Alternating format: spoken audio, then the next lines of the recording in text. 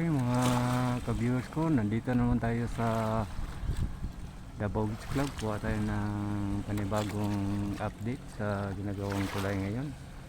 Ito na po ang stasyon dito mga ka-viewers ko. Ito may panibago na naman silang ni-layout na sa wingspan at saka itong isa ko.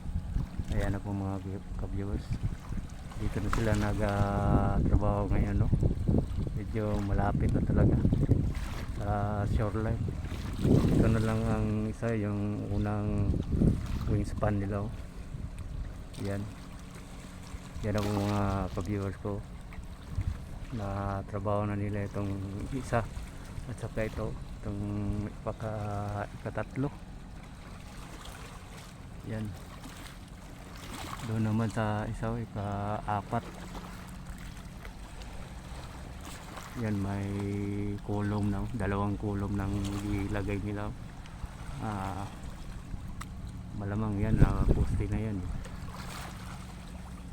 Doon din sa dulo may dalawa ng parang yun ang poste ng yung sa gitna ng tulay, oh. Yun, makikita natin yan mga ka-viewers ko. Yan na po, doon sa samal, no? Pupusan ng trabaho doon.